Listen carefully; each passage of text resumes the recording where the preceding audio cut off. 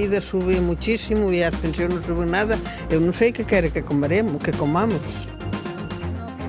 La que habla es Estrella, pero podrían ser miles de pensionistas de Galicia. Mientras el gobierno insiste en que las pensiones subirán un 0,25%, la oposición critica en bloque que el Ejecutivo se ampare en un juego lingüístico y no reconozca que en la práctica perderán poder adquisitivo. Los propios jubilados hacen sus cuentas, con una subida mensual de unos 2 euros en el mejor de los casos. Será difícil hacer frente al incremento de los precios de la electricidad, el gas, los alimentos y el resto de necesidades básicas. Muy buenas noches. El 27% de los hogares españoles se mantiene hoy por hoy gracias a nuestros mayores. La oposición se agarra a las cifras y rechaza frontalmente la reforma de las pensiones. Una postura que se traslada también a Galicia, sobre todo teniendo en cuenta que aquí en nuestra comunidad es donde menos cobran los jubilados. Subir as pensións, aínda que sexa pouco, é moito máis que conxelalas como fixo o Partido Socialista. Os pensionistas van a perder poder adquisitivo. É a grande mentira na que está baseando pois a súa política o Partido Popular. Moitos pensionistas xa hoxe son os pobres da nosa sociedade. Primero fue el copago en la farmacia, ahora llega el copago en las boticas hospitalarias. Hoy entra en vigor una medida contra la que han objetado la mitad de las comunidades autónomas. Unas porque la rechazan, otras porque no tienen todavía lista la tecnología para aplicarla. Galicia sí lo va a hacer, probablemente estará implantada a final de año. Los pacientes crónicos graves no hospitalizados deberán abonar un 10% del medicamento con un tope de 4,20 euros. Dada la crítica situación que atraviesa Pescanova, cualquier noticia que salte que implique una paralización de la producción no pasa desde luego desapercibida. Insuiña, la planta de Redondela que se dedica a la cría de rodaballo, cierra durante al menos 4 meses. Nada, es una decisión transitoria. Portugal todavía no está ni mucho menos a plena capacidad. Entonces Portugal no absorbería lo que está haciendo ahora mismo Insuiña. No lo puede absorber. El presidente de la compañía ha querido despejar dudas y temores. Las instalaciones cierran, pero solo de forma temporal, mientras no se arreglen los problemas técnicos de la planta de Portugal. Una depende de la otra, así que la decisión responde, dicen, a motivos de racionalización de costes.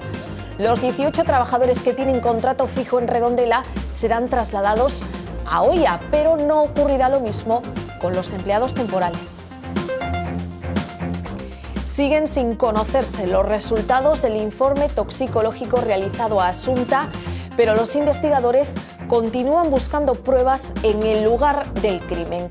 Las novedades del caso llegan hoy desde el juzgado.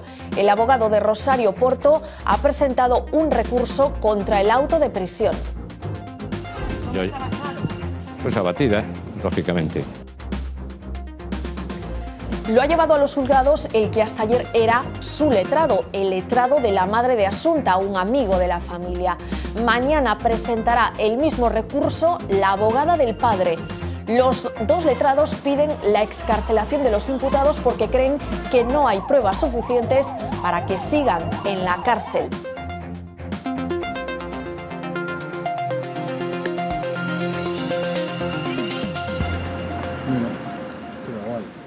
€2,14 es lo que subirá el año que viene una pensión media de 859 euros, una cantidad a la que ni de lejos llegan muchas de las pensiones en Galicia, las más bajas de España. El gobierno, que ayer anunciaba la subida, sigue insistiendo en la buena noticia, que las pensiones aumentan un 0,25%. Y sí, suben, de eso no hay duda, pero los precios lo harán todavía más. Aunque se cumplan los mejores pronósticos, los que hablan de una inflación del 1% para 2014, los pensionistas perderán poder adquisitivo por un valor de unos 9 euros. Y esa ha sido precisamente la discusión esta mañana en la reunión del Pacto de Toledo. Fátima Báñez se aferraba al mantra de que las pensiones suben y la oposición se oponía frontalmente a la reforma, recordando que es obvio que los pensionistas saldrán perdiendo. Buenos días. La ministra de Empleo llegaba esta mañana al Pacto de Toledo repitiendo de nuevo el mensaje del Gobierno. Las pensiones subirán siempre, año a año. Sí, señorías, subirán siempre. Mensaje contestado por todos los grupos de la oposición, que ahondan en la idea de la pérdida de poder adquisitivo de los pensionistas. Perderá para siempre el poder adquisitivo. Es que no lo sabe. Es que tenemos que discutir de este tipo de obviedades a estas alturas en el debate público en este país respecto de las pensiones. Luego, hablar de incremento de pensiones es una manipulación de las palabras, señora ministra. Lo piensan también los agentes sociales. Los sindicatos acaban de presentar en el Congreso un manifiesto contra la reforma. Denunciar que existen más de 4 millones de jubilados pensionistas que están por debajo del umbral de la pobreza. Y hay muchos pensionistas con pensiones bajas que tienen que optar por comer o por ir al médico. Pendientes de lo que hagan los políticos está la calle, los pensionistas. Más de 4,5 millones de hogares españoles viven de una pensión. Estrella se prepara para un 2014 complicado. A vida sube muchísimo e as pensións non suben nada.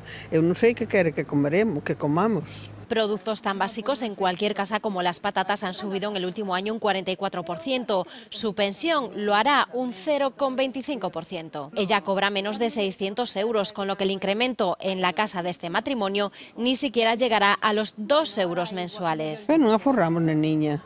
¿Qué vamos a forrar? Se suma a esto un tratamiento crónico. Está trasplantada de riñón y toma 24 pastillas al día. Teño un medicamento que me costa 174 euros ao mes. Son muchos los pensionistas que ven la medida irrisoria. A ver que hago que vive con unha pensión de 500, 600 euros ou por aí. A ver que hago que dá vivir con eso. Había que deixárllela a eles un mes ou 2 meses, nada máis que 2 meses. 500 para cada un, ala, divertidivos. Facede vos aí a pota e todo o tinglao. Son pequenas para vivir, porque nosotros, eu hoxe estou cobrando 500 e pico de euros. Bien, se teño que pagar a quen me cuido un pouquiño, como fago? Morrer. Sí, é difícil, gracias, porque se ten algunhas cousas, temos verduras, temos patatas, temos esas cousas, pero non é moi difícil vivir. Con esa pensión no se da vivido. No les queda otra que seguir apretándose aún más el cinturón para subsistir. Como Estrella, hay en Galicia casi 800.000 pensionistas a los que el Gobierno va a aplicar esa subida mínima. Los grupos de la oposición han atacado duramente la decisión del Ejecutivo. Hablan de aldraxe y de falsedad. El PP, sin embargo, defiende que se trata de una subida en época de crisis. El incremento del 0,25% le ha servido al PP gallego para defender la decisión del Gobierno como una mejora en las condiciones de los pensionistas. Han obviado el dato de la inflación y se han agarrado a mejor poco que nada. Y aquí optan por desviar su discurso hacia el pasado. A realidade é a que estamos a vivir, estamos nun contexto económico difícil e, por tanto, creo que subir as pensións, aínda que sexa pouco, é moito máis que conxelalas como fixo o Partido Socialista Obreiro Español. Imbecilidades para discutir non. O feito claro é que os pensionistas van a perder poder adquisitivo hasta 32.000 millóns de euros nos próximos anos. O teñen anunciado. Esa contundente respuesta de los socialistas, que recuerdan que esto se suma ya a otras medidas como el copago farmacéutico, la pérdida de poder adquisitivo de los trabajadores, un argumento que también comparten Bénega y Ague. Creen que esto llevará a un mayor empobrecimiento de la población. Un atentado directo contra o estado de benestar e unha grande falsidade que ese incremento do 0,25% se vai a producir. Vai afectar de xeito indirecto a outros membros da familia que hoxe por hoxe están sobrevivindo mal vivindo grazas aos ingresos dos pensionistas. Una situación que en Galicia se notará especialmente, ya que las pensiones están por debajo de la media nacional. Los pensionistas, y no solo ellos, sino todos, tenemos desde hoy otra carga económica a la que hacer frente. La subida de la luz, un 3,1% se incrementa. ¿Qué supone eso cada mes? Pues háganse una idea, para un consumidor medio con una potencia contratada de 4,4 kilovatios y un consumo anual de 4.000 kilovatios hora, 2,30 euros más, 28 euros más en el conjunto de los 12 meses y al final del año nuestro recibo que se va a elevar a 863 euros. La figura del copago farmacéutico también entra hoy en vigor, al menos de forma oficial, sobre el papel, porque en la práctica más de la mitad de las comunidades autónomas ya han anunciado que no lo aplicarán.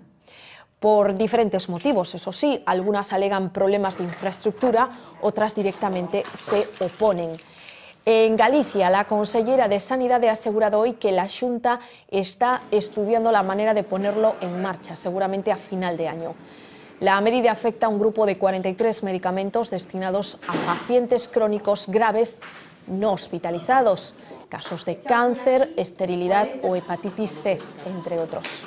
Medicamentos que se dispensan en las farmacias de los hospitales, bien por su alto precio o por la necesidad de hacer un seguimiento médico del tratamiento. A partir de ahora, esos pacientes deberán abonar un 10% del fármaco, con un tope de 4,20 euros. AGE ha denunciado hoy la privatización de la alta tecnología en la sanidad gallega. Asegura Alternativa que es la primera vez que el Sergas externaliza este servicio con una concesión que costará 88 millones. Vaticinan que lo sufrirán los pacientes, porque en los centros donde se privatiza parte de este servicio se hacen hasta un 25% más de pruebas radiológicas que no son necesarias. Sabemos que van a incidir para influir en que se fagan a maior cantidade de probas posibles ás persoas sin importar, obviamente, incluso as radiacións que reciban a xente. Un gran negocio baseado na enfermedade, baseado na saúde das persoas. E iso é un crimen contra a humanidade. Menos gasto social y más presión a las familias. Así ven los presupuestos del Estado. Los grupos de la oposición en Galicia creen que en nuestra comunidad solo contribuirán a aumentar el desempleo y la exclusión social y que no impulsarán el crecimiento económico. Sin embargo, para el PPDG, las cuentas demuestran que Galicia es una prioridad. Non son para nós os orzamentos da recuperación, sino efectivamente os orzamentos que afondan no empobrecemento das persoas e os orzamentos da desesperación. Son os orzamentos da barbarie, da consumación, da pobreza no noso país. Entramos no aspecto lamentable dos presupostos e é que as restriccións se reparten de maneira moi inxusta en termos sociais, inxusta en termos de dereitos. Temos un 6% de poboación e nos dan un 13,8% de inversión. Por tanto, máis do dobre do que nos tería correspondido por número de habitantes. Primeros pasos en firme para construir un frente común de izquierdas contra el PP en las elecciones europeas. Beiras ejerció hoy de anfitrión en un encuentro en el Parlamento donde explicaba su propuesta al secretario federal de Organización de Izquierda Unida. El líder de ANOVA pretende formar una alianza transversal de todas las fuerzas nacionalistas y de izquierda rupturista que hay en Galicia para acabar con el actual régimen y conseguir, dicen, una democracia real. Este frente está abierto también a asociaciones y plataformas sociales reivindicativas. El principal escollo es el BNG, que se niega a pactar con partidos que tengan su base fuera de Galicia, como Izquierda Unida. Mañana se reúnen ANOVA y el Bloque. Para Galiza sería un retroceso que algunha forza política galega caera na tentación de acudir baixo paraguas dunha forza estatal polo que iso representa de, menoscabo de capacidade para defender directamente os intereses de Galicia en Europa e polo que representa de merma da autoestima de Galiza e dos galegos, que é o que aspiramos os nacionalistas de cara ao futuro. Pescanova anunciaba en las últimas horas la paralización de la actividad en la piscifactoría de Insuiña, en Chapela, y enseguida cundía el pánico. La empresa se ha apresurado a dar explicaciones. El centro dedicado a la cría de rodaballo cierra, dicen, solo de manera temporal para racionalizar gastos. Al parecer la culpa la tiene una avería de la planta de Portugal. La decisión de paralizar su actividad hizo sonar todas las alarmas. Una reunión de urgencia servía ayer a Pescanova para informar a sus trabajadores del inminente cese de la piscifactoría de Insuiña. El cierre del centro dedicado a la cría de rodaballo pretende, en palabras de la empresa, ahorrar costes y racionalizar la producción. Objetivos que Urgoiti tenía que matizar esta mañana ante las numerosas dudas generadas por la noticia. Explicó que el cierre es temporal y que solo obedece a los problemas técnicos de la planta que Pescanova tiene en Portugal. Portugal todavía no está ni mucho menos a plena capacidad. Entonces Portugal no absorbería lo que está haciendo ahora mismo Insuiña. Que tuvo unha avería na toma de agua. Eso fai que non se poidan de momento trasladar os alevines a esa planta. Tanto el presidente de Pescanova como el comité de empresa se han apresurado a lanzar un mensaje de tranquilidad. Unos y otros insisten en que se trata de una medida transitoria y que en ningún caso supondrá despidos. Los 18 trabajadores fijos serán trasladados a la fábrica de Oia. No lo harán los 12 que trabajan en el mismo centro con contrato eventual. Pero se vai a chegar a un acordo para darlle preferencia na medida en que se recobre a normalidades. En cuanto a las negociaciones que la empresa mantiene con la banca, Urgoiti ha vuelto a ser claro. Bueno, que quita va a haber, eso es más claro que el agua, eso no tiene duda. Insiste en la viabilidad de Pescanova y descarta nuevos ceses de actividad en otras filiales. Urgoiti, que asistía esta mañana con Xemar en Vigo, la Feria Internacional de Productos del Mar Congelado, que llega a su 15ª edición, con más expositores que el año pasado, 480, y con más países representados, 36, entre los que podemos ver por primera vez a Yemen, India o Francia. Parece que ni la crisis ni la celebración de Seafood, su principal competidora en Barcelona, han conseguido restarle protagonismo a la cita viguesa. Me atrevo a decir que es el certamen internacional más importante en este ámbito, porque es el mejor escaparate para dar a conocer la profesionalidad de nuestras empresas. Será nuevamente objeto de interés para muchos visitantes extranjeros, teniendo en cuenta que el año pasado, en el año 12, se acercaron al recinto ferial en el que nos encontramos aproximadamente 25.000 personas procedentes de 93 países.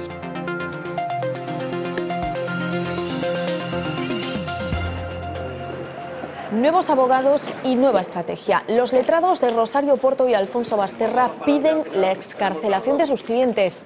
El abogado de la madre de Asunta presentaba esta mañana el recurso contra ese auto de prisión, aunque físicamente lo vemos, al juzgado lo ha llevado el que hasta ahora era su abogado, un amigo de la familia. La letrada que defiende a Basterra presentará ese mismo recurso mañana miércoles. El encargado de defender ahora mismo a Rosario insiste en que el auto del juez Taín es nulo de pleno derecho y en que no hay pruebas contra su clienta.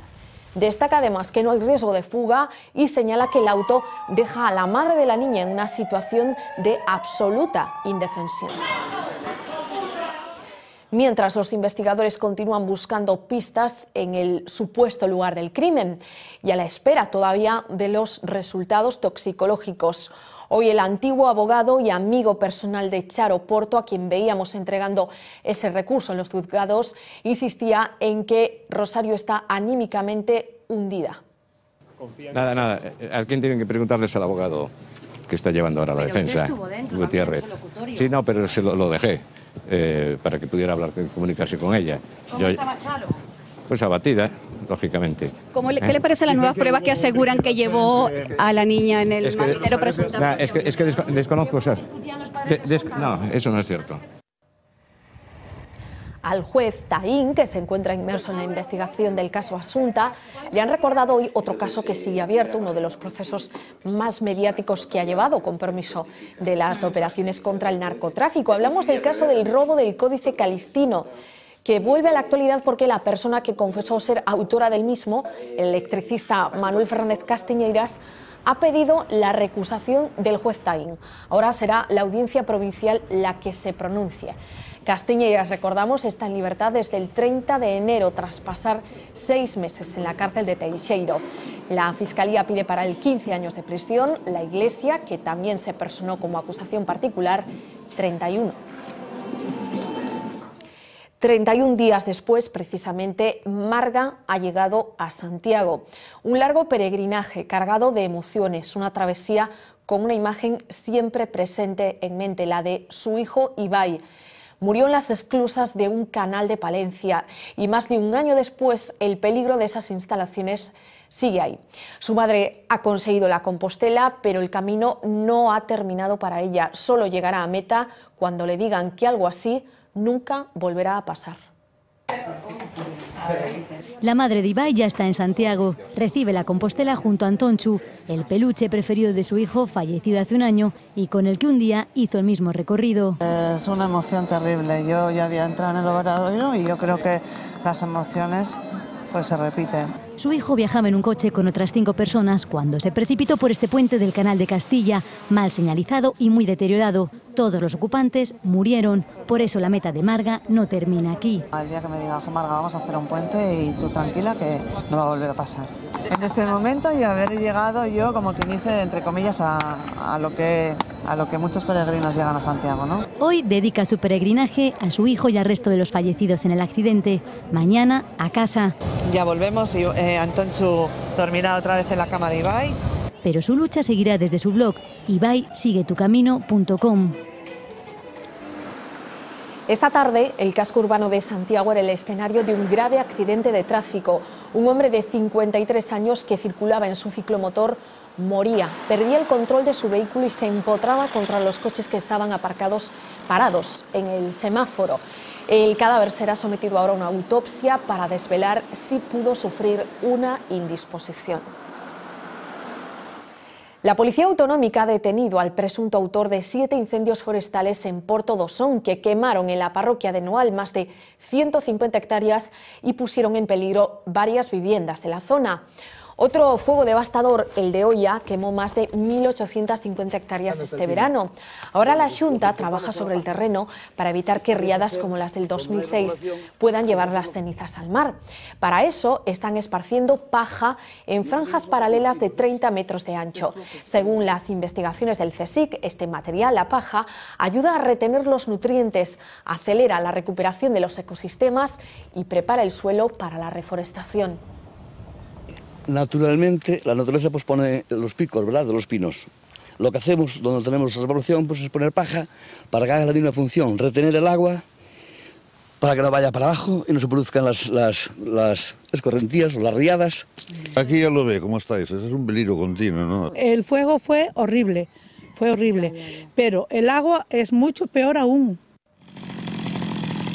Desde hoy, 1 de octubre, ya se pueden volver a pedir los permisos para la quema de restos agrícolas o forestales. Oficialmente se da, por tanto, por terminada la época de peligro alto de incendios, así que los agricultores ya pueden volver a solicitar estas autorizaciones para quemar maleza. A lo largo de este mes de octubre, además, se van a ir replegando los servicios de extinción de la Xunta. 2.000 mariscadores de la Ría de Arousa han inaugurado con el comienzo de este mes el libre marisqueo tras el parón forzado al que se vieron sometidos el pasado mes de enero. Esto que ven es el Banco de Os Lombos, una zona antiguamente rica en berberecho. El año pasado un parásito hizo mella en la especie y prácticamente acabó con la totalidad de la población.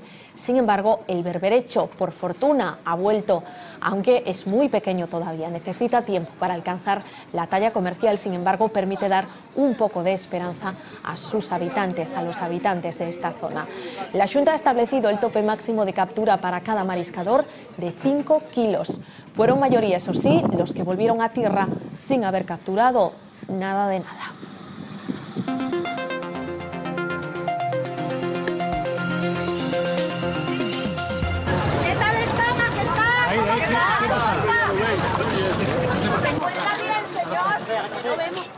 El rey sale del taller como un coche nuevo. Con el alta en la mano, este mediodía abandonaba el Hospital Quirón 7 días después de ser operado de la cadera izquierda.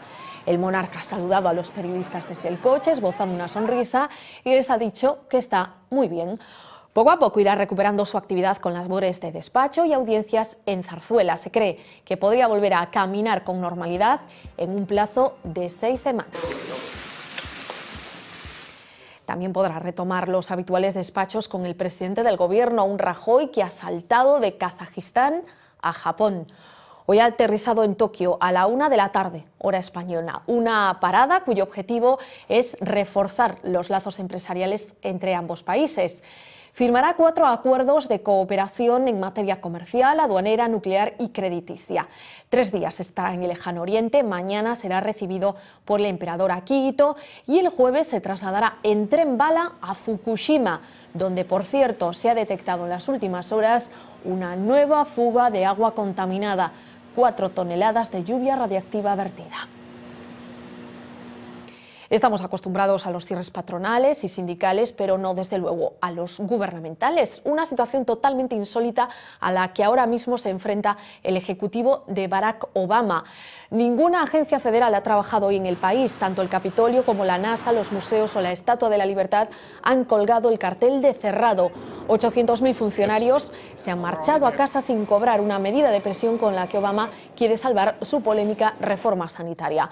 Los republicanos con mayoría en el Congreso se niegan a darle liquidez a su gobierno y a aprobar los presupuestos hasta que Obama paralice esa reforma. Una de cada 8 personas en el mundo padece hambre crónica, lo dice un informe de Naciones Unidas. La situación sigue siendo muy grave en África subsahariana. En esta zona del planeta casi el 25% de la población sufre hambre. Mejoran Asia y la parte norte del continente africano. El estudio, que hace referencia a los 2 últimos años, indica que más de 842 millones de personas están subalimentadas. De todas formas, y a pesar de lo terrible de la cifra, supone un 17% menos que en el bienio anterior. Hoy el Papa Francisco vuelve a ser noticia por sus declaraciones.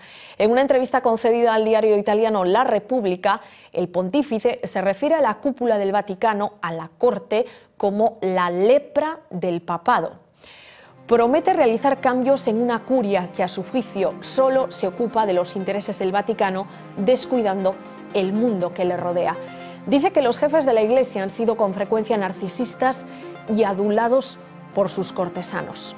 Hoy además ha comenzado la primera reunión del Papa con el Consejo de 8 cardenales que analizarán la posible reforma del gobierno de la Iglesia, un hecho inédito en la historia de la institución.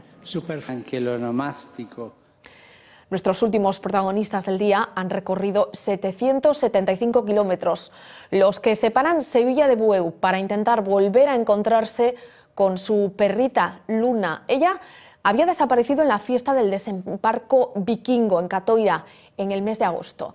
Increíblemente, el reencuentro ha tenido lugar esta tarde. La avistaron en Cangas, en la playa de Rodeira. Estaba en Rodeira allí ya como pues de fiesta. Había comido churros por la mañana porque la mujer le había dado de comer y entonces pues estaba disfrutando de la comida que había tenido. Supongo que en unos días no había comido casi nada porque estaba muy canijilla. Estamos viviendo un momento de felicidad plena, que son 2 meses buscándola en realidad y estábamos ya muy cansados. Entonces, bueno, pues felicidad total y absoluta.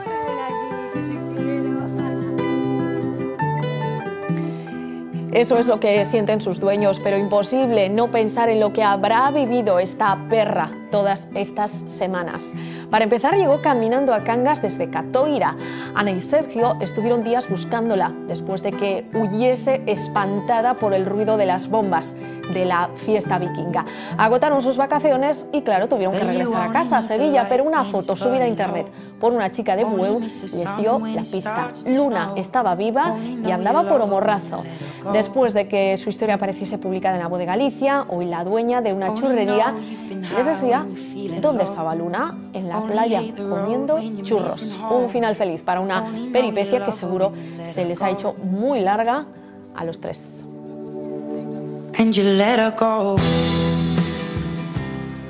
Bueno, pues con este final feliz hoy nos despedimos. Se quedan con Historias del Tiempo y después Vía V. Hasta mañana.